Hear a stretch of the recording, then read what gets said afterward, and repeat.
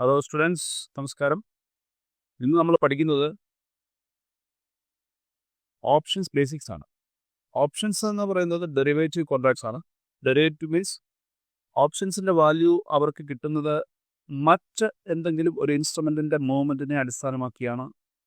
ഇവിടെ stock ഓപ്ഷൻസിൻ്റെ value, stock options കിട്ടുന്നത് സ്റ്റോക്കിൻ്റെ മൂവ്മെൻറ്റ് അനുസരിച്ചാണ്. ഫോർ എക്സാമ്പിൾ, ഹിന്ദുസ്ഥാൻ യൂണിലിവർ എന്ന സ്റ്റോക്കിൻ്റെ മൂവ്മെൻറ്റ് അനുസരിച്ചാണ് ഹിന്ദുസ്ഥാൻ യൂണിലിവറിൻ്റെ ഓപ്ഷൻസ് വർക്ക് ചെയ്യുന്നത്. സോ ഓപ്ഷൻസ് എന്ന് പറയുന്നത് ഡെറിവേറ്റീവ് ആണ് ഓഫ് ദ സ്റ്റോക്ക്. ഓപ്ഷൻ വാങ്ങുന്ന ഒരാൾക്ക് ഒരു റൈറ്റ് ആണ് കിട്ടുന്നത്. എന്തിൻ്റെ റൈറ്റ് ആണ്? To buy or sell a stock. Hindustan യൂണിലിവറിൻ്റെ ഓപ്ഷൻ വാങ്ങിയ ഒരാൾക്ക് കോൾ ഓപ്ഷനാണ് വാങ്ങിയതെങ്കിൽ അദ്ദേഹത്തിന് ആ സ്ട്രൈക്ക് പ്രൈസിന്, ഓരോ ഓപ്ഷനും ഓരോ സ്ട്രൈക്ക് പ്രൈസിനാണ് കൈമാറ്റം ചെയ്യപ്പെടുന്നത്. അപ്പോൾ ഏത് സ്ട്രൈക്കിൻ്റെ ആണോ കോൾ ഓപ്ഷൻ വാങ്ങിയത്, ആ സ്ട്രൈക്കിന് ആ സ്റ്റോക്ക് ഹിന്ദുസ്ഥാൻ യൂണിലിവർ വാങ്ങുവാനുള്ള ഒരു അധികാരം ഓപ്ഷൻ വാങ്ങിയ ആൾക്ക് കിട്ടുകയാണ്, ഓപ്ഷൻ ബയർക്ക് കിട്ടുകയാണ്. ഓപ്ഷൻ പുട്ട് ഓപ്ഷനാണ് വാങ്ങുന്നതെങ്കിൽ ഓപ്ഷൻ ബയർക്ക് കിട്ടുന്ന റൈറ്റ് ആ സ്റ്റോക്ക് ആ സ്ട്രൈക്കിന് സെൽ ചെയ്യുവാനുള്ള റൈറ്റാണ്. കോൾ ഓപ്ഷൻ നമ്മളൊന്ന് ഡീറ്റെയിൽ ആയിട്ട് നോക്കുകയാണ്. Profit from price rises in the underline stock index. Hindustan യൂണിലിവറിൻ്റെ കോൾ ഓപ്ഷൻ വാങ്ങിയ ഒരാൾക്ക് ആവശ്യം ആ സ്റ്റോക്കിൻ്റെ വില ആ സ്ട്രൈക്കിന് മുകളിലേക്ക് പോവുക എന്നുള്ളതാണ്. എന്നാൽ മാത്രമേ അദ്ദേഹത്തിന് പ്രോഫിറ്റബിൾ ആവാൻ സാധിക്കുകയുള്ളൂ. എന്തുകൊണ്ടാണ് കോൾ ഓപ്ഷൻസ് വാങ്ങേണ്ടി വരുന്നത്? 5 സാഹചര്യങ്ങളാണ് കോൾ ഓപ്ഷൻ വാങ്ങുവാനായിട്ടുള്ളത്. ഒന്ന്, ലിവറേജ് തന്നെയാണ്. സ്റ്റോക്ക് നേരിട്ട് വാങ്ങുമ്പോൾ ഉള്ള അത്രയും ചിലവഴിക്കേണ്ടി വരുന്ന അത്രയും എമൗണ്ട്, അല്ലെങ്കിൽ ഇൻവെസ്റ്റ് ചെയ്യേണ്ടി വരുന്ന അത്രയും എമൗണ്ട് ലിവറേജിൻ്റെ ആനുകൂല്യം ഉള്ളതുകൊണ്ട് ഓപ്ഷൻ വാങ്ങുമ്പോൾ ചെയ്യേണ്ടി വരുന്നില്ല. ഓപ്ഷൻ വാങ്ങുമ്പോൾ സാധാരണഗതിയിൽ ലാഭസാധ്യത കുറവാണ്. എന്നാൽ പോലും അവിടെ നമ്മൾ ഇൻവെസ്റ്റ് ചെയ്യുന്ന പണം കുറവാണ്, സ്റ്റോക്ക് വാങ്ങുന്നതിനേക്കാൾ കുറവാണ്. കാരണം പ്രീമിയം വാല്യൂ മാത്രം കൊടുത്താൽ മതി. പക്ഷേ അതേസമയം സ്റ്റോക്കിനകത്ത് വരുന്ന മൂവ്മെൻ്റ് അനുസരിച്ച് ഇവിടെ കിട്ടുവാനുള്ള സാധ്യതകൾ ഉണ്ട്, കുറവാണ്, സാധ്യതകളുണ്ട്. പക്ഷേ സ്പെക്കുലേഷനാണ് മറ്റൊന്ന്. Profit from bullish market trades. ഉദാഹരണത്തിന്, സ്റ്റോക്കിൻ്റെ വില മുകളിലേക്ക് പോകും എന്നുള്ള ഒരു സ്പെക്കുലേഷൻ, ഒരു ഊഹം നമുക്കുണ്ടെങ്കിൽ അത് നമുക്ക് ചെയ്യാൻ കഴിയുന്ന ഒരു ട്രേഡ് കോൾ ഓപ്ഷൻ വാങ്ങുക എന്നുള്ളതാണ്. കോൾ ഓപ്ഷൻ വാങ്ങുമ്പോൾ പ്രൈസ്, സ്റ്റോക്കിൻ്റെ വില കൂടുകയാണെങ്കിൽ കോൾ ഓപ്ഷൻ്റെ വിലയിൽ കൂടും, നമുക്കങ്ങനെ പ്രോഫിറ്റബിൾ ആകാൻ പറ്റും. മറ്റൊരു ലക്ഷ്യം ഹെഡ്ജിങ് ആണ്. Protect against losses in portfolio. നമ്മളുടെ പോർട്ട്ഫോളിയോയിൽ നമ്മൾ കൈവശം വെച്ചിരിക്കുന്ന സ്റ്റോക്കുകളുടെയൊക്കെ ഒരു വാല്യൂവിൽ ഉണ്ടാകുന്ന വ്യതിയാനങ്ങൾ അല്ലെങ്കിൽ വ്യത്യാസങ്ങളെ നമുക്ക് അഗെയിൻസ്റ്റ് ആയിട്ട് വരുന്നവയെ മറികടക്കാനായിട്ട് കോൾ ഓപ്ഷൻ വാങ്ങാം. കോൾ ഓപ്ഷൻ ഇവിടെ വാങ്ങേണ്ടി വരുന്നത് നമ്മൾ ലോങ് പൊസിഷൻസ് ആണ്. നമ്മുടെ സ്റ്റോക്ക് വാങ്ങി വെക്കുകയാണെങ്കിൽ നമുക്ക് കോൾ ഓപ്ഷൻ വാങ്ങി നമുക്ക് ഹെഡ്ജ് ചെയ്യാൻ സാധ്യമല്ല. മറിച്ച് സ്റ്റോക്ക് ഷോർട്ട് ചെയ്യുക, അതായത് ഫ്യൂച്ചർ മാർക്കറ്റിൽ പോയി ഏതെങ്കിലും ഒരു stock, for example Hindustan Unilever, നമ്മൾ ബിയറിഷ് ആയിട്ട് ഉള്ളൊരു വ്യൂ വെച്ചിട്ട് ഷോർട്ട് ചെയ്താൽ തിരിച്ച് വില മുകളിലോട്ടാണ് പോകുന്നതെങ്കിൽ നമുക്ക് വളരെ വലിയ രീതിയിലുള്ള നഷ്ടം വരും. അത് ഒഴിവാക്കുവാനായിട്ട് ഒരു ഹയർ സ്ട്രൈക്കിൽ ഒരു കോൾ ഓപ്ഷൻ വാങ്ങി വെച്ചാൽ അതിന് മുകളിലോട്ട് പോയാൽ നമുക്ക് ഉള്ള നഷ്ടം ഒഴിവായി കിട്ടും. അങ്ങനെയുള്ള ഹെഡ്ജിങ്ങിന് വേണ്ടി കോൾ ഓപ്ഷൻ വാങ്ങാറുണ്ട്. പിന്നെ ഒരു ഫെസിലിറ്റി മാർജിനാണ്. ഓപ്ഷൻ സെല്ല് ചെയ്യുമ്പോൾ അല്ലെങ്കിൽ ഫ്യൂച്ചർ ഷോർട്ട് ചെയ്യുമ്പോഴൊക്കെ നമ്മൾ മാർജിൻ വെക്കേണ്ടതായിട്ടുണ്ട്. ആ 2 കേസിലും നമ്മൾ കോൾ ഓപ്ഷൻ വാങ്ങിയിട്ടുണ്ടെങ്കിൽ നമുക്ക് മാർജിൻ കുറച്ച് കൊടുത്താൽ മതി. കാരണം നമ്മൾ തന്നെ ലോസ് കൺട്രോൾ ചെയ്തിട്ടുണ്ട്, ലോസിനുള്ള സാധ്യത കുറച്ചിട്ടുണ്ട്. സോ മാർജിനും അതനുസരിച്ച് കുറയും. ലിമിറ്റഡ് റിസ്ക് ആണ്. Loss cap that premium pay. നമ്മൾ സ്റ്റോക്ക് വാങ്ങി വെക്കുകയാണെങ്കിൽ സ്റ്റോക്കിൻ്റെ വില കുറയുന്നതനുസരിച്ച് നമുക്ക് നഷ്ടം വന്നുകൊണ്ടിരിക്കും. പക്ഷേ സ്റ്റോക്കിൻ്റെ കേസിൽ അവിടെ ഒരു ലിമിറ്റ് ഇല്ല, എത്ര വേണേലും നഷ്ടം വരാം. സ്റ്റോക്കിന് താഴോട്ട് 0 വരെ പോവാം. അപ്പോൾ അതുവരെ നമ്മുടെ ഇൻവെസ്റ്റ്മെൻറ്റ് മൊത്തം നമുക്ക് നഷ്ടപ്പെടാൻ സാധ്യത പോലെ ടെക്നിക്കലി അവിടെ ഉണ്ട്. പക്ഷേ ഓപ്ഷൻ്റെ കേസിൽ കോൾ ഓപ്ഷന് നമ്മൾ എത്ര പ്രീമിയം കൊടുത്തിട്ടുണ്ടോ അത് മാത്രമാണ് നമുക്ക് നഷ്ടം ഉണ്ടാകുന്നത്.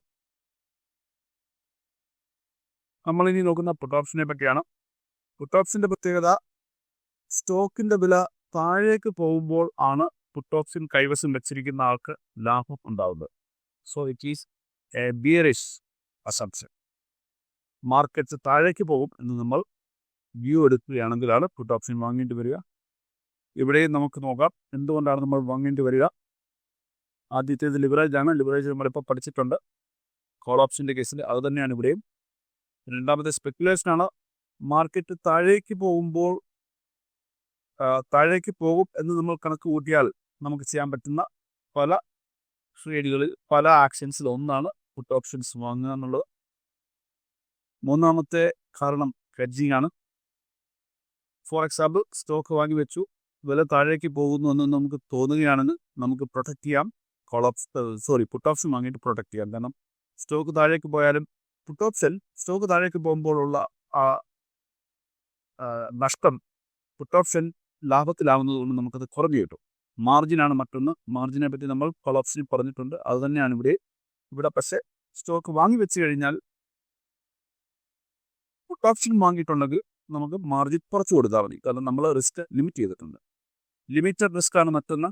Loss capped premium paid. നമ്മൾ കൊടുത്തിരിക്കുന്ന പ്രീമിയം എത്രയാണോ ആ പ്രീമിയം മാത്രമാണ് നമ്മളുടെ റിസ്ക്. നമുക്ക് അത്രയുമാണ് നഷ്ടം. ലോസ് വന്നാൽ അതിൽ കൂടുതൽ നഷ്ടം വരില്ല. ചില ബേസിക് ഐറ്റംസ് ആണ് നമ്മൾ പഠിക്കുന്നത്. Key terms and option trading. Option trade ചെയ്യുമ്പോൾ നമ്മൾ അതിലേക്ക് എൻ്റർ ചെയ്യുമ്പോൾ ചില കാര്യങ്ങൾ നമ്മൾ അറിഞ്ഞിരിക്കണം. അതിലൊന്ന് പ്രീമിയം ആണ്. കോസ്റ്റ് ഓഫ് ദ ഓപ്ഷൻ, നമ്മൾ കൊടുക്കേണ്ടി വരുന്ന പ്രീമിയം നമുക്ക് ഒന്ന് നോക്കാം.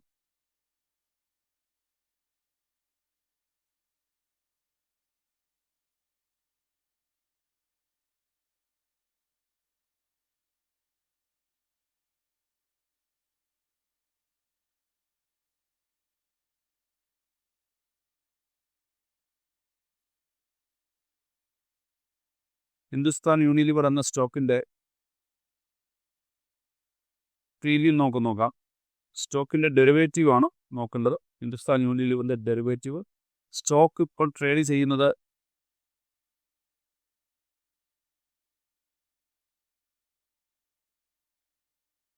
ഒരു സെക്കൻഡ്,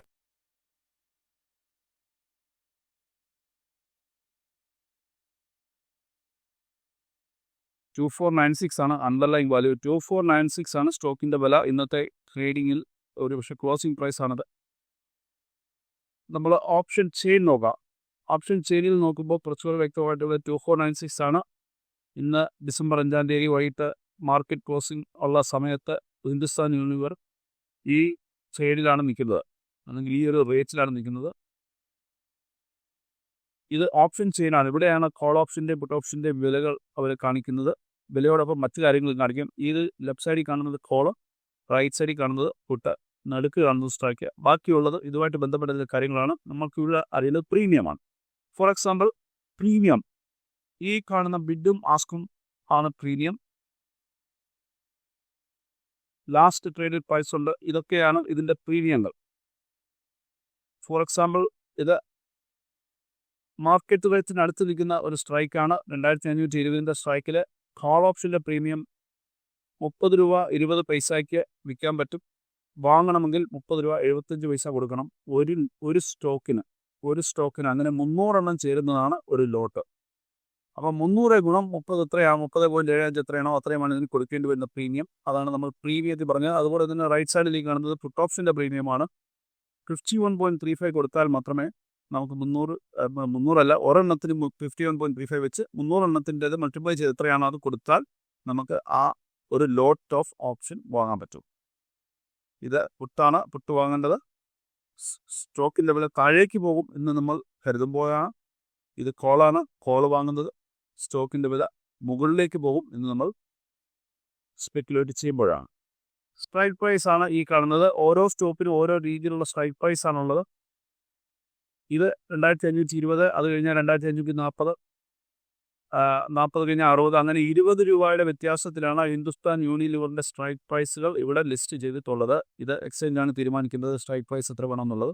ഇതാണ് സ്ട്രൈക്ക് പ്രൈസ്. അടുത്തത് എക്സ്പയറി ഡേറ്റ് ആണ്. എക്സ്പയറി ഡേറ്റ് എപ്പോഴും സ്റ്റോക്കിന് 3 മാസത്തെ എക്സ്പയറി ആണുള്ളത്. 26 ഡിസംബർ 24 എന്ന് പറയുമ്പോൾ 26 ഡിസംബർ 26 തേഴ്സ്ഡേ ആണ്. അപ്പോൾ എല്ലാ തേഴ്സ്ഡേ, ഓരോ മാസത്തെയും അവസാനത്തെ തേഴ്സ്ഡേയിൽ എക്സ്പയർ ആവുന്ന രീതിയിലാണ് ഓപ്ഷൻസ് ലിസ്റ്റ് ചെയ്തിട്ടുള്ളത്. ഇവിടെ നമുക്ക് കറൻറ്റ് മന്ത്, ഇതിന് ഫ്രണ്ട് മന്ത് എന്ന് പറയും. ഫ്രണ്ട് മന്ത് എന്ന് പറഞ്ഞാൽ ഇപ്പോൾ നമ്മൾ നിൽക്കുന്ന ആ മാസം ഇത് ഡിസംബറാണ്. ഡിസംബർ 26-ാം തീയതി എക്സ്പയറിയുടെ ഓപ്ഷൻസിൻ്റെ ചെയിനാണ് നമ്മൾ ഈ കാണുന്നത്. അതുപോലെ തന്നെ നെക്സ്റ്റ് മന്താണ് 30 ജനുവരി, അതാണ് തേഴ്സ്ഡേ. അന്നത്തെ ജനുവരിയിലെ ഓപ്ഷൻ ചെയിനാണ് നമ്മൾ ഈ നോക്കുന്നത്. ഇവിടെ നമ്മൾ നോക്കിയ ഒരു കാര്യം മനസ്സിലാവും, നമ്മൾ കൂടുതലാണ് ഇവിടുത്തെ പ്രീമിയം, കാരണം ഡേയ്സ് കൂടുതലായതുകൊണ്ട് തന്നെ. അതുപോലെ തന്നെ ഫെബ്രുവരി 27 തേഴ്സ്ഡേ ആണ്. അപ്പോഴത്തേക്ക് ഫെബ്രുവരിയിലെ ഓപ്ഷൻ ചെയിനാണ് ഈ കാണുന്നത്. പക്ഷേ ഇവിടെ വലിയ വോളിയം ഒന്നും ആയിട്ടില്ല. ആൾക്കാരൊന്നും ഇവിടെ ട്രേഡ് ചെയ്ത് തുടങ്ങിയിട്ടില്ല. ആൾക്കാർ ഫ്രണ്ട് മന്തും നെക്സ്റ്റ് മന്ത് വരയ്ക്കുന്നുള്ളൂ. ഇത് ഫാർ മന്താണ്. ഫാർ മന്ത് വരെ ആക്റ്റീവായിട്ട് പോയിട്ടില്ല. അതാണ് നമ്മൾ എക്സ്പയറി ഡേറ്റ്സിനെ കണ്ടത്. പിന്നെ ലോട്ട് സൈസ് ആണ്. ലോട്ട് സൈസിന് ഓരോന്നിനും ഓരോ ലോട്ട് സൈസ് ഉണ്ട്. അതിൻ്റെ ലിസ്റ്റ് നമുക്ക് വേണമെങ്കിൽ സെപ്പറേറ്റ് എടുക്കാവുന്നതേ ഉള്ളൂ. പക്ഷേ ഇവിടെ എനിക്ക് ഇത് അറിയാവുന്നതുകൊണ്ട് ഞാൻ പറഞ്ഞതേ ഉള്ളൂ. ഇതിൻ്റേത് 300 സൈസ്. അങ്ങനെ 300ഉം 200 ഏകദേശം 5 ലക്ഷം രൂപയ്ക്കും 10 ലക്ഷം രൂപയ്ക്കും ഇടയ്ക്ക് മൊത്തം വാല്യൂ വരുന്ന രീതിയിലാണ് ഒരു ഫ്യൂച്ചറിൻ്റെ ലോട്ട് വെച്ചിരിക്കുന്നത്. അതേ ലോട്ട് തന്നെയാണ് ഓപ്ഷൻസിനും ഉള്ളത്. അടുത്തത് മാർജിനാണ്. Margin required for writing selling options. ഓരോ സ്റ്റോക്കിനും ഓരോ രീതിയിലുള്ള മാർജിൻ ആവശ്യമാണ്. അത് സെപ്പറേറ്റ് ഒരു ലിസ്റ്റ് നമുക്ക് പിന്നീട് നോക്കാം. നമുക്കിതൊന്ന് കൺക്ലൂഡ് ചെയ്യാം. ഓപ്ഷൻ ബേസിക്സ് എന്ന് പറയുമ്പോൾ റിസ്ക് മാനേജ് ചെയ്യാനും ലാഭം വർദ്ധിപ്പിക്കാനുമായിട്ടുള്ള ചില ടൂളുകളാണ് ഓപ്ഷൻസ് എന്ന് പറയുന്നത്. വളരെ ശ്രദ്ധയോടുകൂടി നമ്മൾ ചെയ്യേണ്ടതാണിത്. നമുക്ക് വേണമെങ്കിൽ വെർച്വൽ പ്ലാറ്റ്ഫോംസ് ഉണ്ട്. അതല്ല എങ്കിൽ നമുക്ക് വീട്ടിൽ തന്നെ ഈ ഓപ്ഷൻ ചെയിനെ നോക്കി ഓപ്പൺ സ്റ്റോക്കുകൾ നോക്കിയിട്ട് നമുക്കൊരു പേപ്പർ ട്രേഡിങ് ചെയ്യാവുന്നതേ ഉള്ളൂ. അങ്ങനെ കാര്യങ്ങൾ മനസ്സിലാക്കിയിട്ട് വേണം ആക്ച്വൽ ക്യാഷ് വെച്ച് ചെയ്യാനായിട്ട്.